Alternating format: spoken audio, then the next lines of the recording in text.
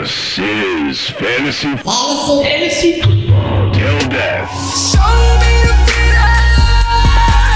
Welcome back, everyone, to the FFtilD podcast V18. It is season 2. If I didn't announce it last time, now is the time because it's something to acknowledge. Sam, it is season 2, episode 2 of the FFtilD podcast. How are we feeling? Season 2, episode 2, version 18. And let's just hope that we get 18 seasons of the podcast, which will put us at 36 seasons at least. At that point, we're going to have at least one sponsorship, right? Like at that point, one of us will have done something good in our lives to at least sponsor each other. Yeah, sponsored by someone in the league. Sponsored by someone who actually did it big in life and is able to do that. Luke, I'm looking at you, man. I'm looking at you in a couple years. I expect that money to be making some serious money, in which case we're going to be breaking free of the shackles of this kitchen and really embracing our media empire in a nice, air-conditioned, tech-savvy studio somewhere of your choosing, Luke. We'll give you that. How sick would it be? And this is exactly the opposite of what you just recommended. But you know how NBA teams now have the logos on their jersey, the sponsors on the jersey? FFtilD on Luke's Japanese team jersey. That would require us forking up money to Luke's team. So that would also require Luke forking up some money for stem cells so he can really make that career longer than just a couple more years, right? Luke, we need you out there rocking the jersey until at least 45, right? I think it'll take. Yeah. I mean, we need a couple more years. If in the meantime, though, Luke, if you can let us know how much it costs to get FFtilD on the left side of the jersey, I think, right above the chest there. Sure. I guess we could just expedite the process, be nobodies, and just kind of force our way in as a stitched product on the jersey. Money can buy anything if you have enough of it. Maybe you can just pull that card. I'm not playing unless we feature this logo. Get it in the contract. Can we get Luke's agent on the phone? We got it's going to be a more quick paced podcast. We're going to not hit the 1 hour mark today, guys. We got a limited amount of time. It was really important that we keep the momentum going, though. Sam, you're actually going to be heading back to Colorado. Oh yeah, back on the road. Days. Yeah, for how long?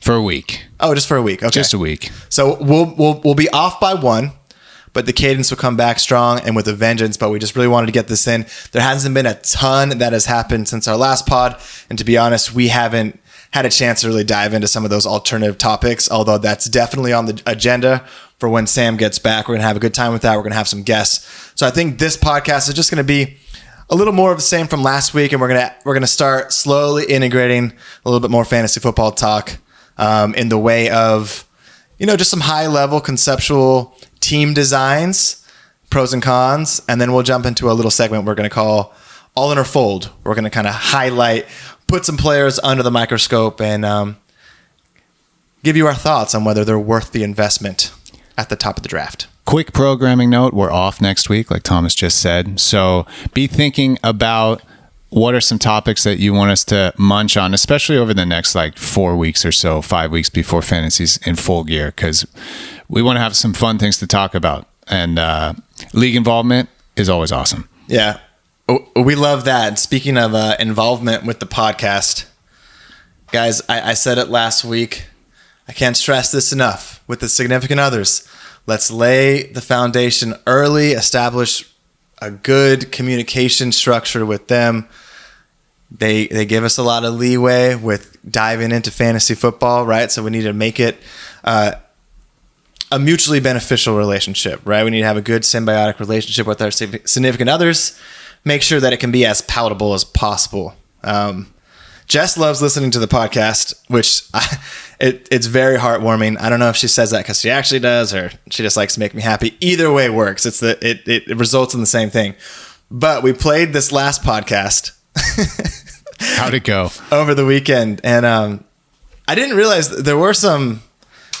We did hit on a couple things that I guess if you were a significant other, maybe it would be I don't know, not the most fun to listen to. Hannah listened too. She wasn't too happy, I guess. And probably not about the parents comment, right? You were nervous about that. That was so mild. Oh yeah, not the parents at all. Yeah, although I'd already dug the hole by the time we got to the parents. Yeah, I had forgotten. I thought it was very PC, but yeah, she was cool, but she was like, I have a bit of post-podcast anxiety.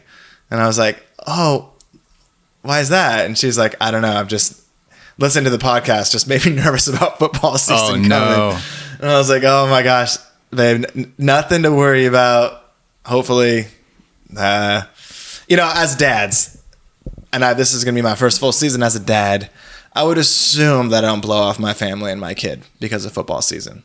Right. There's a difference between no kid fantasy football season and kid football season. So that's what when I was referring to that talk track just previously about make sure you lay the bricks, you establish boundaries and ground rules ahead of time. You just take even the podcast where it's like, creating some anxious nerves in the stomach. But what was it about the podcast that made Hannah have that same reaction? She felt that maybe I had presented her in a light that is not authentic to the situation when I was talking about how week 10 a.m. window, she's like, is this really how it's going to be? Which, to be fair, okay, it wasn't quite like that. So I'd like to take this chance to apologize for the things that I said. The words that came out of my mouth painted a picture that maybe I wasn't exactly trying to paint. So I'd like to apologize first and foremost to Hannah, to my daughter, and then also I'd like to apologize to Hannah's parents as well for taking a cheap shot at them. Hey, stick to the script. Oh, yeah. Stick to the script. Yeah. Sorry. Hannah goes, when we got to the parents comment, which I felt was pretty innocuous or whatever, she goes, first me, then my parents, huh? Oh, no. I mean, in a joking way. And I'm doing it again. Gosh, dang it. I'm painting this picture of her as a monster. There is somewhat of a line that we have to walk, I think, doing the podcast because, we get about 10 listeners, and if we don't have our significant others listening, then we lose about 50% of the listenership. It's a big fall off. So, but I think for the most part, everyone knows that it's a little bit tongue in cheek from time to time. And of course, the same thing with Jess. When I talk about like the constraints of, fantasy season and the freedom or lack thereof of watching or not watching, it's not just her putting those restrictions on me. It's not like that at all, obviously. No. But we need content here. Sometimes it comes at the expense of, just making some jokes. Hey, we're just Hannah. It's all good, Hannah. This is it's live. All good. This is live and unedited. We don't plan this. This is organic. This is just conversation. All right. It's all good. It's all good. Hey, all the other wives and significant others in the league, just wait until we get your guy on. We're gonna have them talking and maybe we can get a little get back. That's an idea for a segment. We could do like a couples counseling segment. Oh, fantasy football season couples counseling. Oh, that is so genius. Or we could just keep it one-sided and league managers can anonymously submit the complaints that they have about their significant others to us to be read aloud on the show just to get it off their chest in an anonymous fashion. So if you guys want to stir the pot like that, can we get people on video, blur their face and distort their voices? It was November 14th, Patriots game. But going back to that initial thought, I don't know if that's where you were going with it, but the idea of having two people on, say Griffin and Emily or whoever the case may be, and literally airing out and having them go back and forth, then obviously we'd have to instigate to a certain point to make it funny. But that would be so gold. Speaking of podcast gold, Jess had a really great idea that during the draft party, we're going to bring the podcast equipment. And when we start drafting, we're going to set up the girls to record their own podcast and basically provide a contrasting view to everything we've been talking about just from their point of view. Just to clarify, is it so we'll be doing our thing, they'll be in another room doing their thing, or are they going to live comment on the draft itself? Probably not that, right? No. They're not live commenting on the draft itself. I think we want some live commentary on fantasy football and football season through their lens and everything that goes along with it. Yeah. Which hopefully they can hear us in the other room, and that would make for some good live comments about how primitive or ridiculous we are, which I think that would be great. I would love to get that other perspective, though, especially at the beginning of the season. And I want full get back. There's no holds bar. Like, yeah, all the complaints, all of making fun of us. You know, I'm not easily offended personally, and so I would love to get that. I would love to hear it live, unfiltered. Yep. Way more unfiltered than we are, because we're very filtered. Yep. To be fair. And I think it would just make for a really good show. Yeah, but I mean, we deserve it. We deserve it. That's the least we could ask for. We absolutely deserve it. And I mean, that's kind of why we're doing the weekend, right? Including the kids. It's something that we can include. We can include the kids in that. Most of the kids. Most of the kids. So, yeah, everyone that can make it is going to make it. But Yep. I mean, we can't include the kids in everything, right? Which has actually sparked a very funny conversation with Luke earlier, which I know Luke's getting a lot of shine on this podcast so far, but you know, the content comes where content comes. So it made me think. So just for some context, Luke hit up Sam and I in a little group text and was basically like, hey, we got to do something. We got to chill. I haven't really seen you guys much since I've been back, which is totally fair. We both kind of been gone. He was gone for a little bit. It's just been hard to line up. And he's like, what are you guys thinking? Should we do this? Should we do that? I think it was like racetrack or Padres game. Really fun stuff. Really fun stuff. Yeah, 100%. I would love to do all that stuff. And probably both of us were working, so I didn't see it initially. But then before either of us texted back, he texted again. I don't remember it word for word, but it was basically like, or wait, like, what can you even do with kids, or what do people with kids even do? Like, just a really hilarious, genuine question that made me think, like, yeah, what are the top things that we can do with people that don't have kids that they would also want to do? Yeah. How do you hang out with your friends who don't have kids when you have kids, when you want to hang out with your friends, but you also want everyone to have a good time? Exactly. And what are the options there? So, just at a high level, what's your evaluation of what that looks like in general? Like, if you were trying to explain to someone that didn't have kids what trying to make that work looks like, from their perspective or from my perspective? From your perspective. You have to lend this perspective because they don't have it. At this point, with how Scarlett is, the thought process, the framework is like, okay, are we going to bring Scarlett? Yes. Okay, so now we've got to think about where in public we can go with Scarlett, and it needs it's to like be a little flow chart. It really is. Yes, no, yes. Yeah, it needs to be a place that she can safely run around in, which in a city like cuts it down real quick. Like maybe like a brewery or that kind of vibe, a park, maybe some restaurants. That's pretty much it. Or the zoo, things like that. But okay, now your friends without kids want to hang out. Like, what's realistic to suggest? Like, hey, friend without kid, do you have any interest in going to the zoo? Probably yes. Maybe. Graham would be down for sure. Yeah. It totally depends. Breweries, obviously, that's fun. Go to a park, like a playground, is interesting, I guess, if you don't have kids. Luke, do you want to go hang out at the park? Would you like to meet us at Encinitas Community Park? We can hang for a couple hours. We forgot our picnic blanket. Could you have a spare that you could bring? Bring your picnic blanket, please. That's like the flow chart of like trying to offer something to do. And then the secondary thought is like, wherever we go, I want it to be like safe enough that I can be as engaged as possible with my friends without kids. Cause I'm so cognizant of, I don't like want to be that person that's like half in a conversation and half out of a conversation. Like, right. Oh, we're catching up. Luke, you're only here for a limited amount of time. It's nice to see you before you go back to Japan. Hold that thought. I'm going to go over here and grab Scarlett because she's about to cross the street. I'll be back in 5 minutes. So fragmented. Yeah. What about you? Man, that's all so spot on. Obviously, it's really dependent on what stage the kid is in, right? Obviously, Scarlett is in just go mode, just shot out of a cannon, can't sit down, wants to...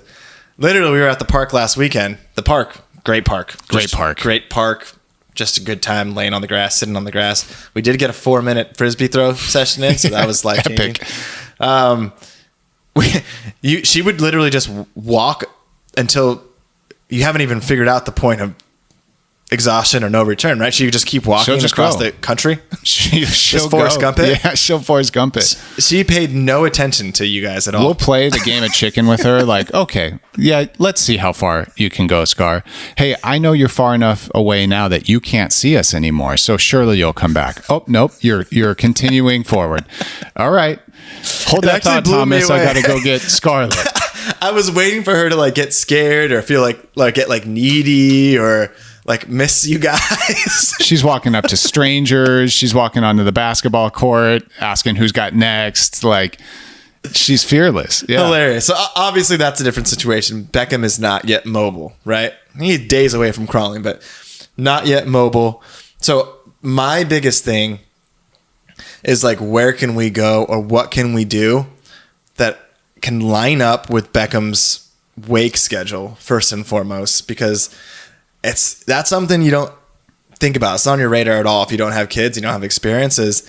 These little guys, especially when they're, young like Beckham, they only have these like little windows to operate, or else it's ultra time bomb, right? I mean, they could be a time bomb fully awake and rested, but you're increasing your odds of having a somewhat pleasant experience if you're lining up the wake windows, right? So firstly, it's thinking, okay, if we were to go hang out, can it be between the hours of, 3 to 5:30, or just hypothetically, if that lines up with what the typical nap schedule would be like.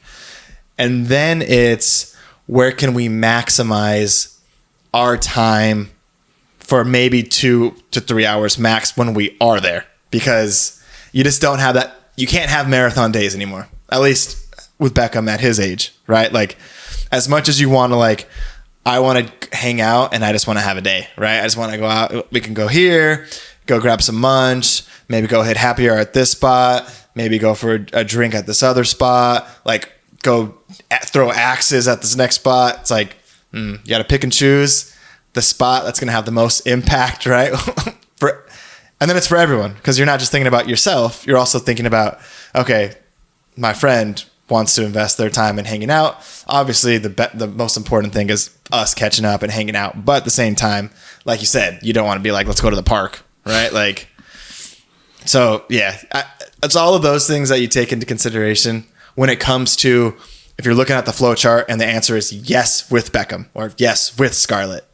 If it's yes, then those are the things that come to mind.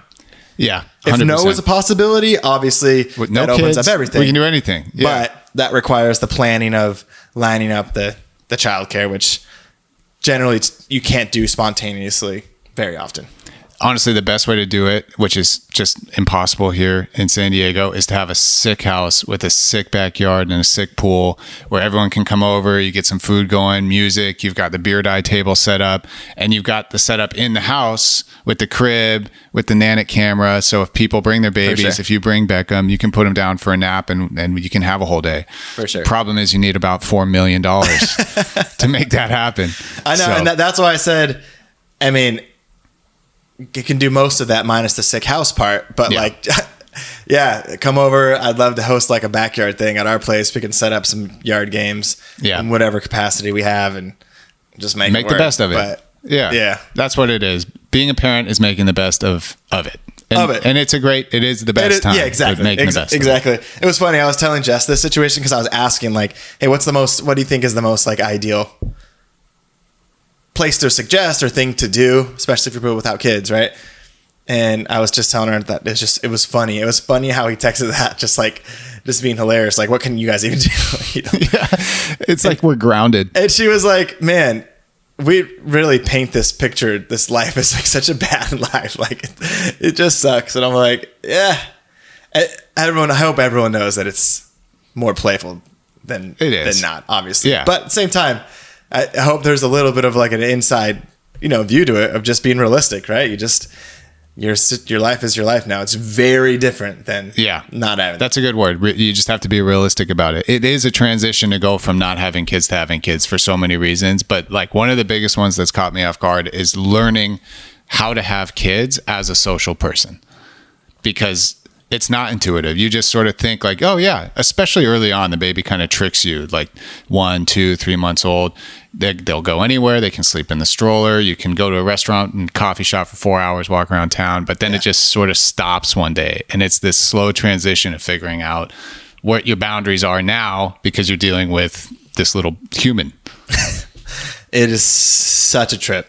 Absolutely such a trip. But yeah, anyways, a little bit of a tangent there, but I just thought that was hilarious. And shout out, Luke. We'll figure it out, man.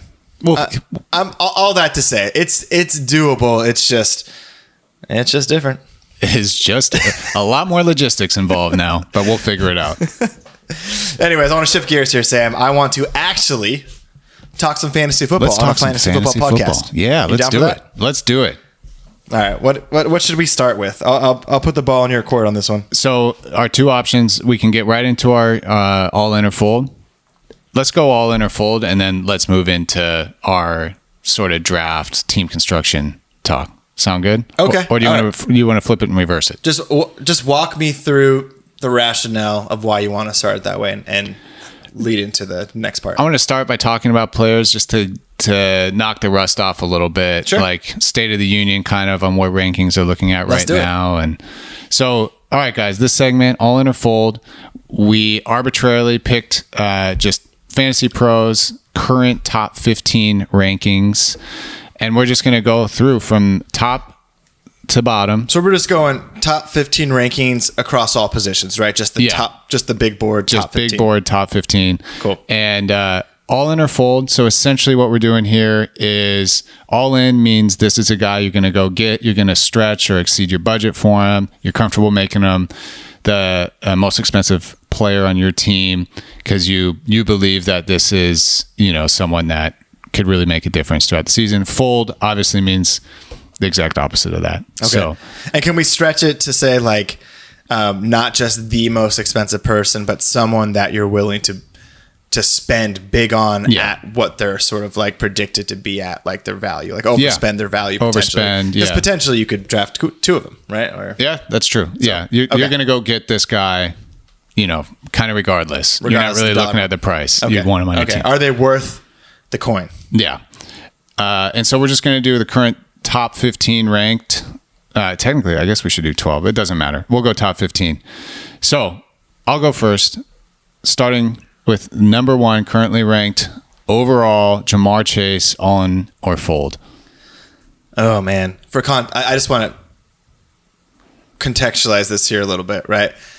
Because we are at auction, there's an element of value that we can't actually say right now because we don't have dollar amounts in front of us as far as like where the predicted dollar threshold lies. So I'm going to address these as just more of like high level, right? Without knowing the exact dollar amount. Kind of just emotional at this point. Yeah. And Jamar, absolutely 100% all in. All in. I will put all of my chips in here. And I don't think it's giving away strategy necessarily or revealing my cards because I'm sure everyone feels this exact same way. But me and Jamar are kindred spirits. He's won me one ring and should have won me a second.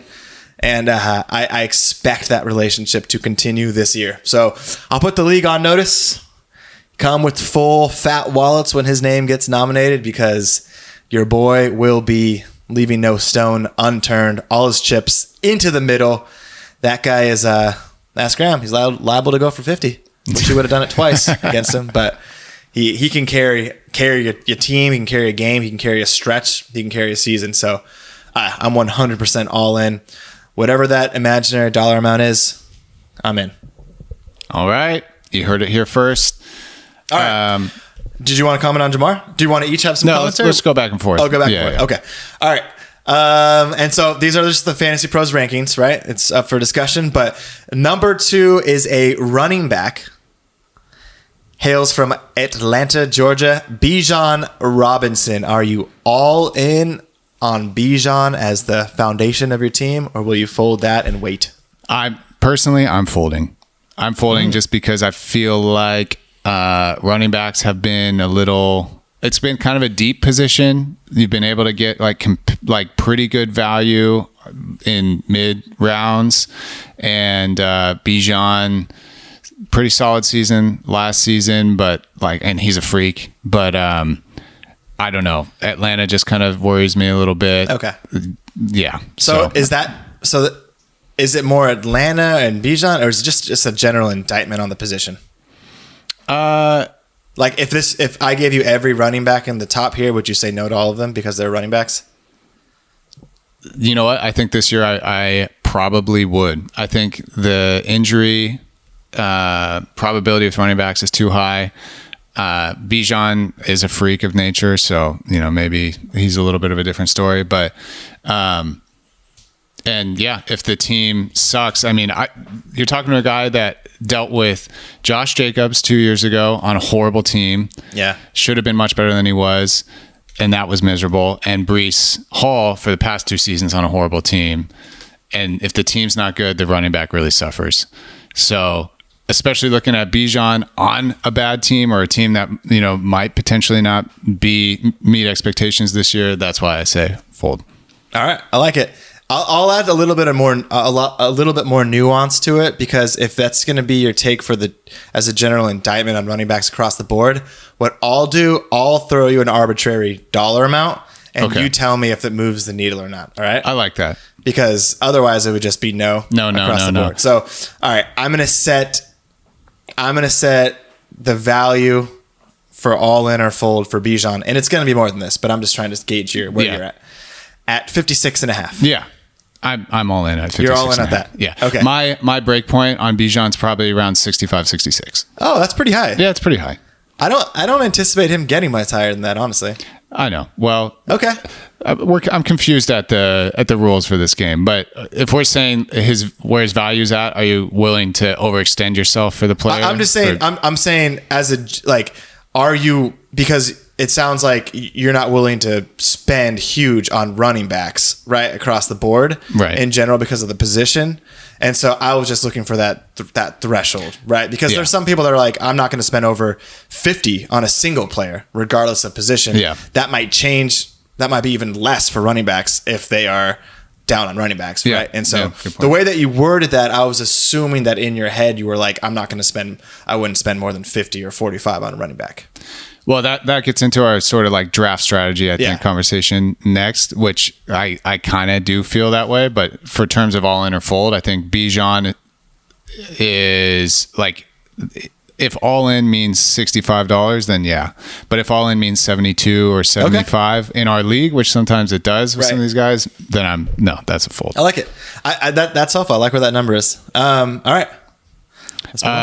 Next, at least on my end, is Saquon Barkley all in or fold. Obviously coming off of a historic season. Does he have another one in him? Ooh, this one is tough, because there's definitely a part of me that is leaning into sort of the sentiment that you just expressed. But Saquon and I, we have very much a love-hate relationship. He has giveth and he has taketh away, but it's really hard for me to ignore what was done last year. And I don't think that offensive line and that team, offensively at least, has really gotten much worse. And so unless he randomly hit this like physical wall over the offseason, I don't see any reason why he can't be that guy. Maybe not at historic numbers like that, but at least produce, a tier below, which for me, if I'm going to snag a running back at a premium dollar amount, he would be a guy that I would be all in on. All in. All right, a couple points on Saquon. He's 28 years old this year. In recent history, we've seen one running back, I think, live up to expectation older than that. It was last season with Derrick Henry. I might be wrong about that, but that's sort of just one thing on the top of my head. CMC. I think at his age 28 season, that was his last good one, I think. Oh, He's 30 now. 2 years ago. Yeah.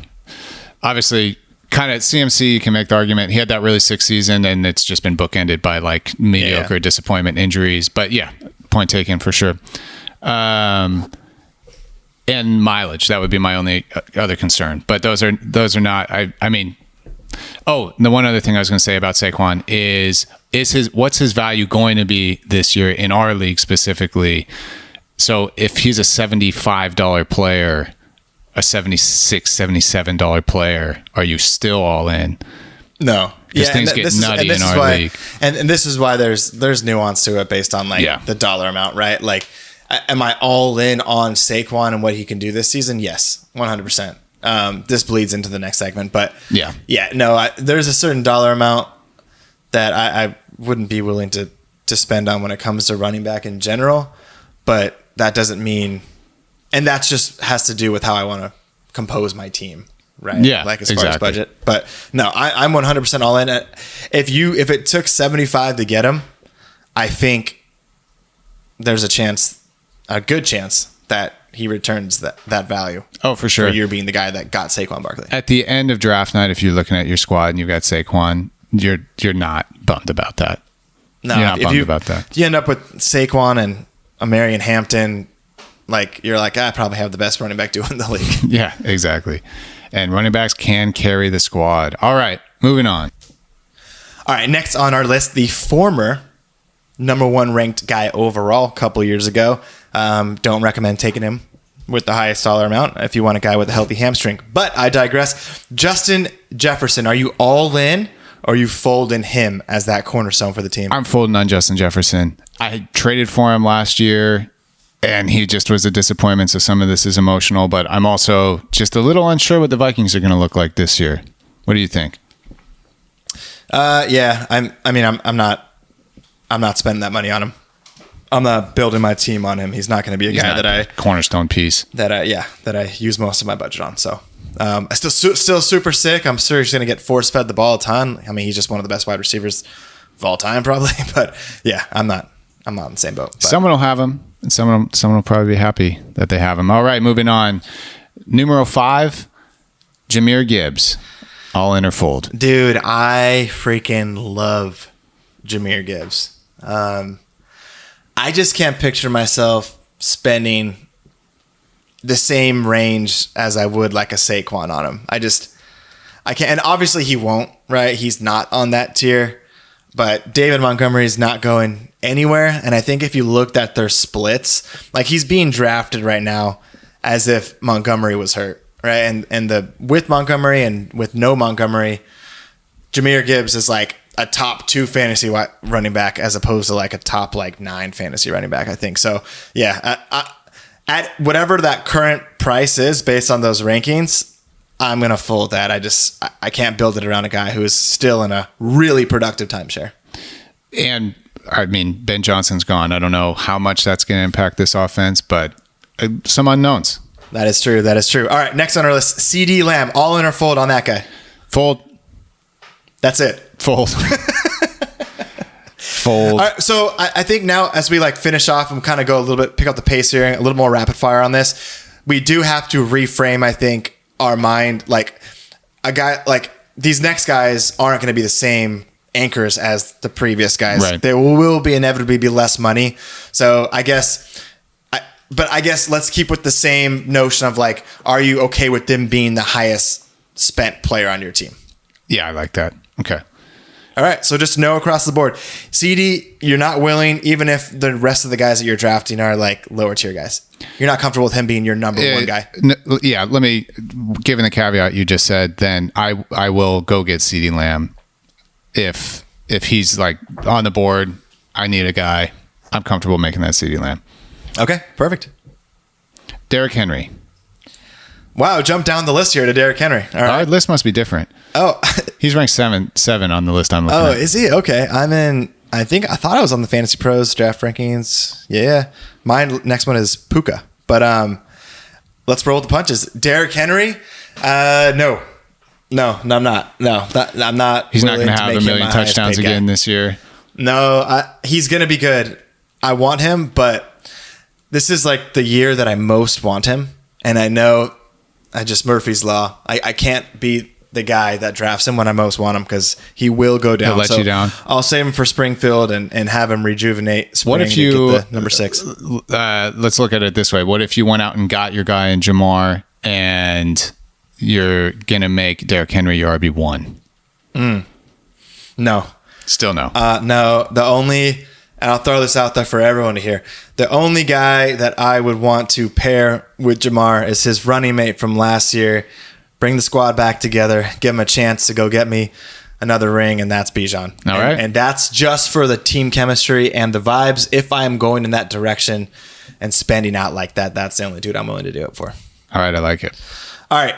We're going to be mixing it up based on the list here, but how about Puka Nacua? I'm going to say no because of his injury proneness, but he's sick when he's healthy. You don't think Devontae Adams will be like maybe just a small tier below at a fraction of the price or at least at a much discounted rate? He could be. Devontae's old. And I mean, Older, Cooper Kupp was also there the past couple of years, and Puka was still just getting force fed. Yeah, but I'm saying no because especially the injury history. Yeah. Next on my list, Nico. Yes, I'm all in on Nico. Yeah, 100% all in on Nico. I expect a huge season. I feel like he's going to take like another leap. I felt like he was taking it before he hurt his hamstring last year. Sorry, Sam. And I fully expect to be in the mix for pushing the chips in for Nico. So yeah, I'm all in with Nico. I would be completely satisfied with him being the top earner on my team. All right, moving on. I'm feeding you with this. Oh yeah, Amon-Ra St. Brown, all in or fold. I'm still all in on Amon-Ra St. Brown. I feel like he never quite breaks through to like upper echelon elite, but he's always so freaking consistent, and they feed him the ball. He gets so many touches. I've always wanted him on my team, and I just never have. So that's why I'm all in. Emotional. Buy on the $60? I'll go 60 for him on. Okay. All right. I like it. Jonathan Taylor. Ooh. Wow. He's way down there in my list. Really? 14 on mine. JT. So this definitely bleeds in. Maybe we can just use this as the last one, just to, even though there's some big names that are left, use this to sort of bleed into the next segment because I'm running a little bit short on time. But I think this is a good. He's a good running back that I would be all in on to be my RB1 if I wanted to attack an RB1 in the like next tier down from those elite guys. So I would be all in on him being my RB1. And at least what I would guess that he would be like the RB8 off the board or RB6 or 7 or whatever. So I wouldn't consider him one of those elite guys necessarily, but I would be all in if I was able to get him as my RB1. Yeah, my concern with JT, similar to like some other running backs I've mentioned, is just the team that he plays on. I mean, their offense is so stacked, but who's throwing the ball? And they looked really bad last year. And so, I mean, he's amazingly talented. There's a whole bunch of guys catching the ball on that team that are amazingly talented, but it's like, man, are the Colts going to be a 500 or below 500 team this year? Possibly. Yeah. Yeah, I feel like that's been the case now for a couple of years, just trying to figure it out. And before, I think the offensive line too was like really like on the upper echelons of O lines in the league, and I don't think it's quite on that level. So, but yeah, this brings us to our last point and our last quick talk, and we're going to keep this high level. Like I said, short on time, but team dynamic, team composition. The auction has brought such a unique dynamic element to roster construction. I think it's one of the things that makes it so much more fun than Snake is you are literally the architect of your team in a way that gives you all the control, right? Like obviously there will be factors like inflation and nominations that are outside of your control, but for the most part, you get to decide how you want to build your team 100%. You don't have to necessarily zig when everyone zags. Like if it's a Snake format and there just goes a run of 10 straight wide receivers taken, then you literally might not have a choice but to pivot because the value just doesn't touch what you want to do, right? But the auction draft allows you to do what you want to do, and that opens up so many possibilities with roster construction. So I guess I'll let you start with this. Early thoughts on, I guess, a couple different directions or team construction that you're weighing right now. Just give me a couple things that sound enticing to you, and I guess tell me why.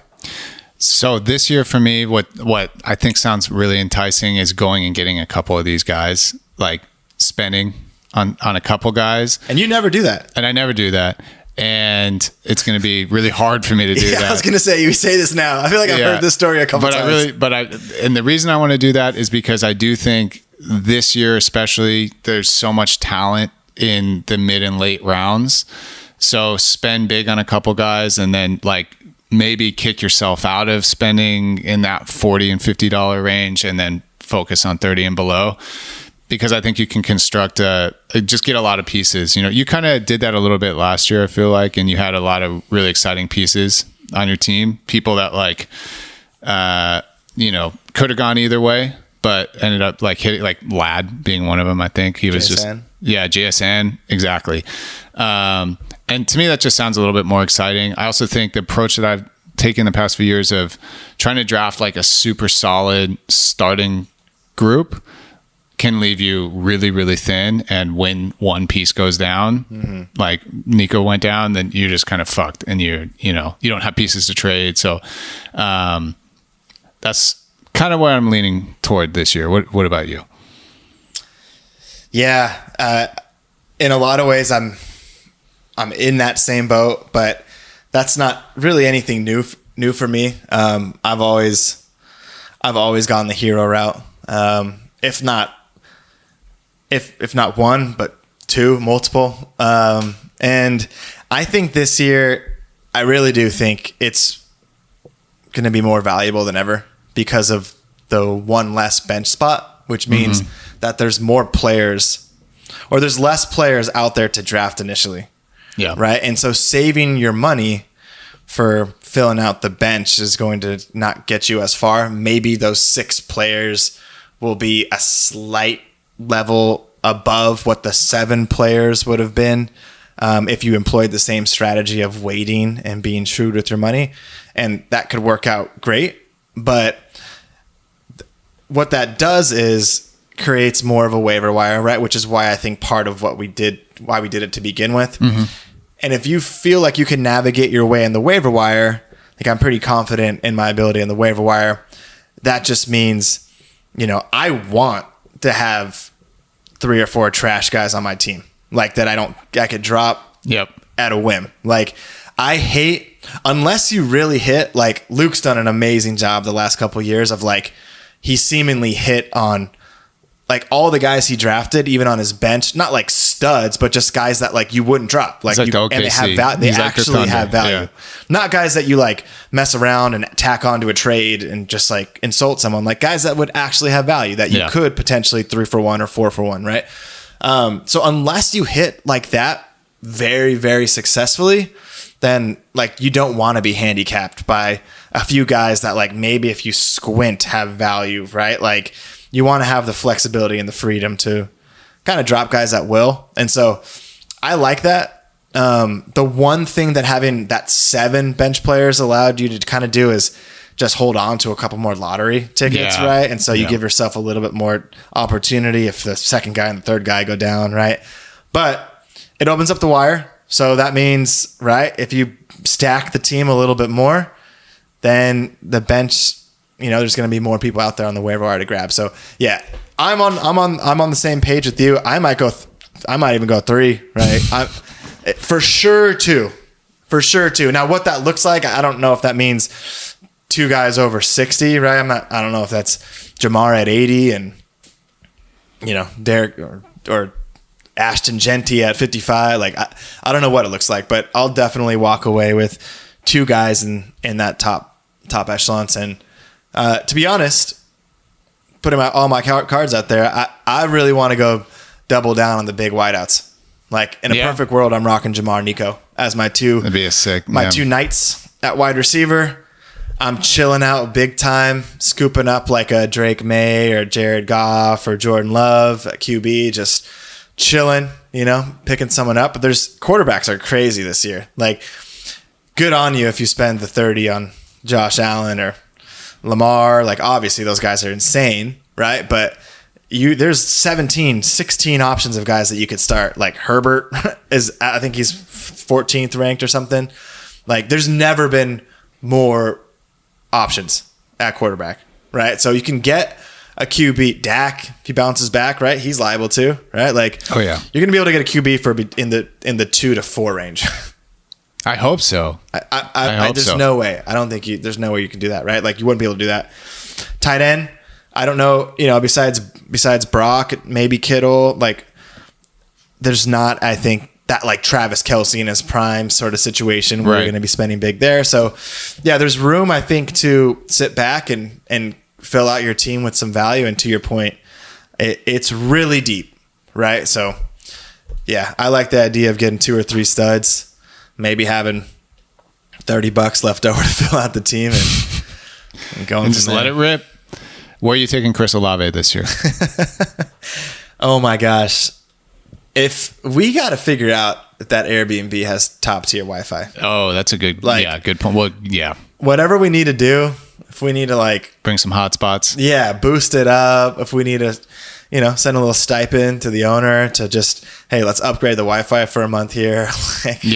We got to do it because that was miserable. I wonder butterfly effect, what would have happened, but yeah, it worked out that I was able to trade him right away, but still. Yeah. I think it worked out.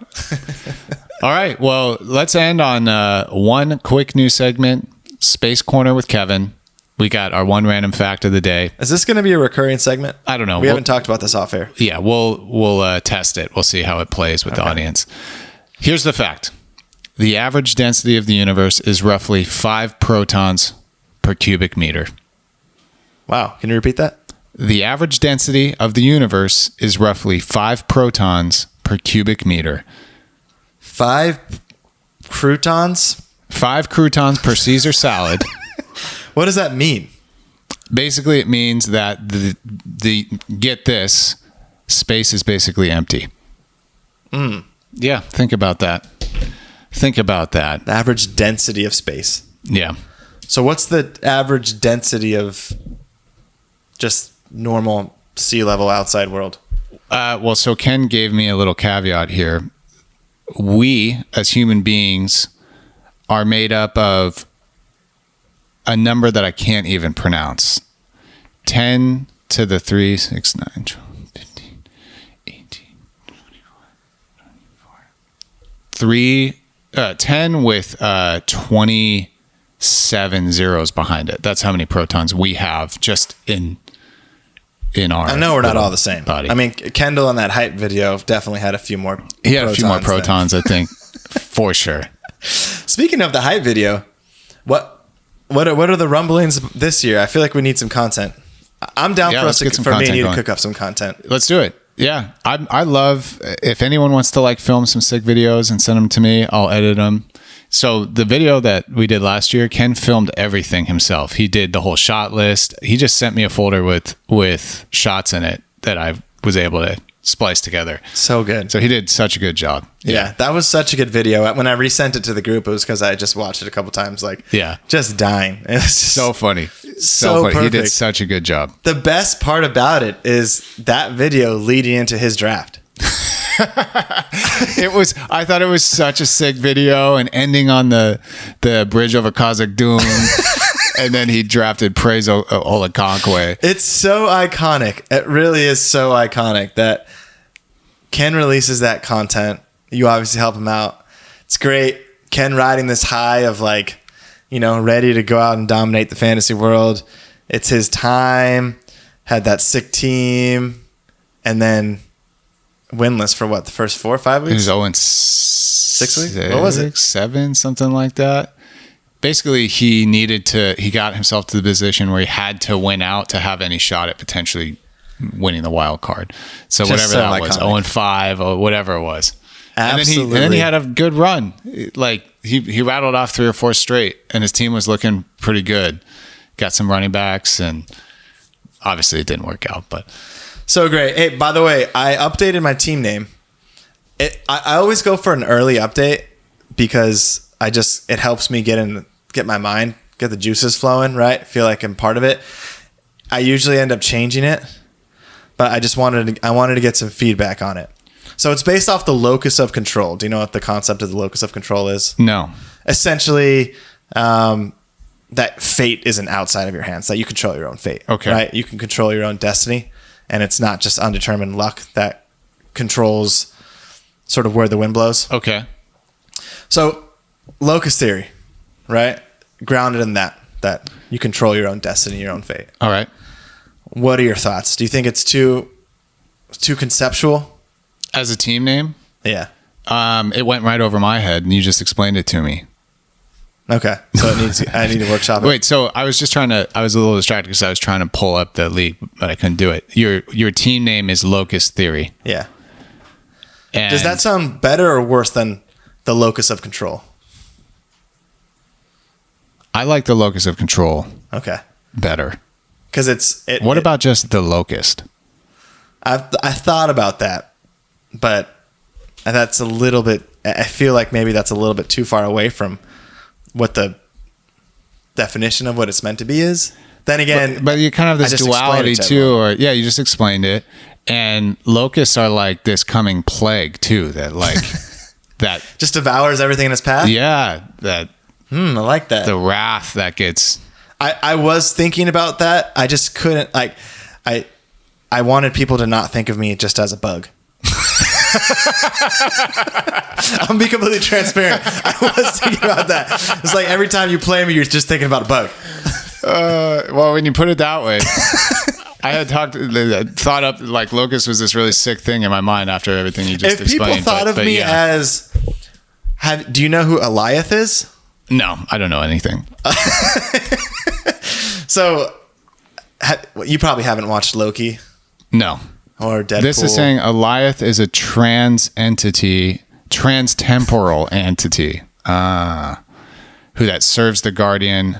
He's the Guardian of the Void. Yeah, well, that means nothing to you. They, them is the Guardian of the Void. Essentially, he consumes. Yeah, it consumes temporal energy. He basically erases things from time. Okay. But if you haven't seen the shows that I'm referring to, it's going to go over your head, because I was going to say if people thought of the locus as what Leviathan is represented as in those shows, that would be much cooler.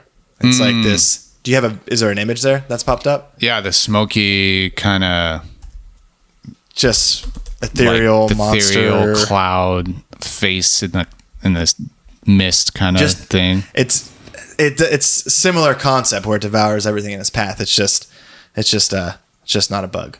I think you got to go the locust. Maybe I do. I'll workshop it. Yeah, we'll workshop it. But I would love to see some initial names. Maybe we just get in the practice of just like throwing out some fake names, some pump fakes. Yeah, I like it. Just people start renaming the teams early, where it's not final, but it's just, there's some people that don't change their names until like Ken is banging on their door 2 days before the season starts. So, and it's coming up faster than we think. Like, we are about 6 weeks away from the draft, so that's gonna fly by. 49 days. I was in the barber chair, popped it up. We always talk shop, talk fantasy, and I popped open the Yahoo draft, and I think it was 50 days yesterday. There you go.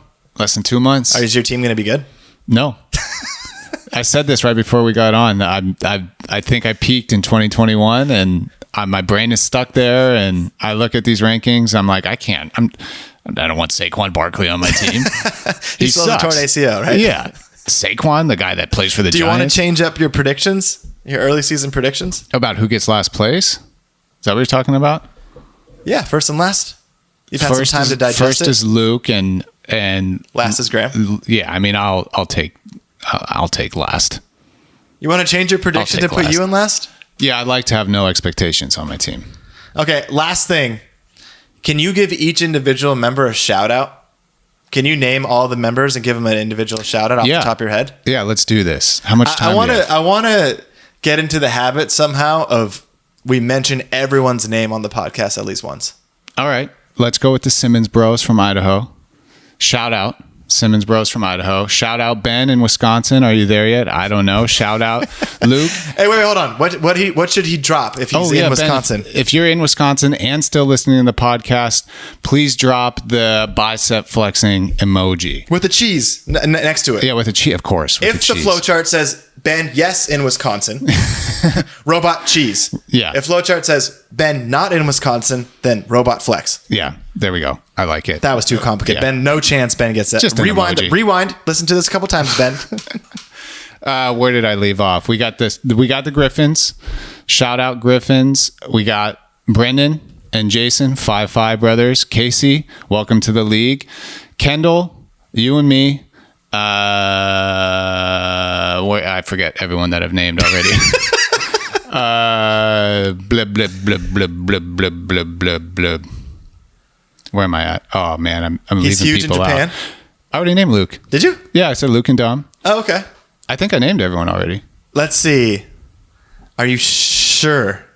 This is going to go really bad. I know. If you're not sure. I'm pretty sure I named everyone. And whenever I do this, whether it's a text message or whatever, I always... It's different every time, but I always forget one person. Like 11 is super easy, but 12 for some reason. Yeah. All right, let's go. Rapid fire again. Go. All right, us two. Ben, Evan, Graham, Jason, Spring, Hunter, Luke, Casey, Kendall, Brendan. Nice. Boom. Well done. Well done. Now you got to do that with the match burning upside down. While saying the creed. Our brothers who are in heaven, hallowed be thy kingdom, the creed. 5'5". No, it's Alpha, Beta, Gamma, Delta, Epsilon, Zeta, Eta, Alpha, Beta, Gamma, Delta, Mu, Xi, Omicron, Romicon, Pi. Oh, fraternities are so dumb. All right, guys, that's all we have for today. Sam, lead us out with some bomb outro music. By the way, as we're leading out with some bomb outro music, was the intro music the same as usual? Yeah. Man, I changed it a little bit. I got rid of the V17. Okay, yes, that's good. I like it better this way. I think it flows better now. Yeah, I like it. It flows. We're flowing right now, right? We have that background music. I like that. Hey, next week, no, not next week. Stay tuned. We have a week break, a hiatus. I know you guys are bogged down. There's been so much content. You need a break from it. Starting 2 weeks from now, we bring back what everyone wants. It is a Gambler's Alley. Gambler's Alley. Brought to you by Captain Morgan. We love y'all. We'll see you soon. Be safe. Peace.